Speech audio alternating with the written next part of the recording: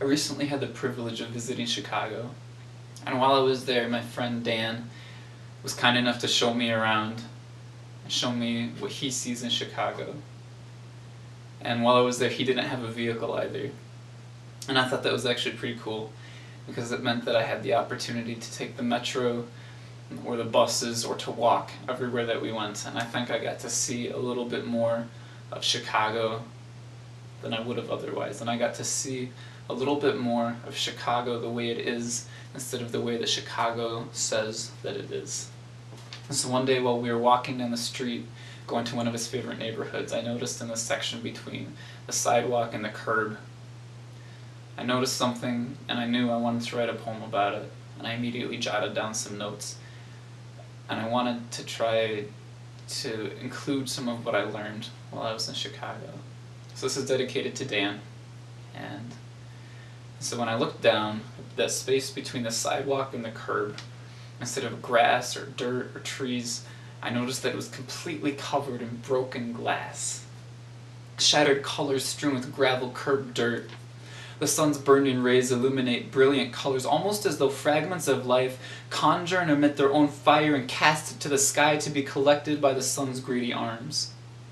I hear that this windy city earns this title for no meteorological phenomenon, but for hot air from large-lobed lungs, leaving little room for barred hearts squeezed by egos.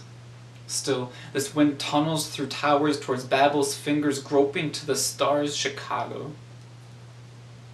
This breath sweeps stones and dusts of men over shards of light, softening sharp edges or destroying some.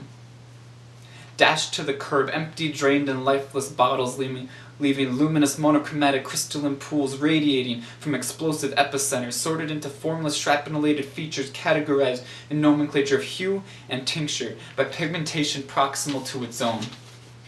Break emerald green glass here, celestial blue there, sangria red there beyond the others, amber here, opaque white anywhere. Shine with the light until with violent gusts blue scrapes over red and crashes into yellow. I kneel down and with careful hands, for fear of being cut by sharp edges, I lift polychromatic embers, looking through iridescent reflections of light, and I see their congealed form in the stained glass windows of La Iglesia de San Judas.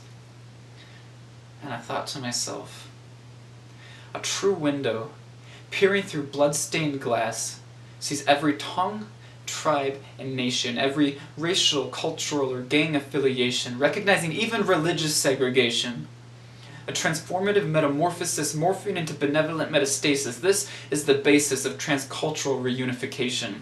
One body, an elaborate ligation of incompatible souls, filling them up a new and limitless whole. It takes work to stitch these hearts together, but these shards in my chest, can the shattered be whole and the fractured find rest? Can our shattered neighborhoods, churches, and ghettos, the gars, gooks, gimps, gas bags, and ginzos find that our splintered colors still glow and become a great, blood-stained glass window? Thank you.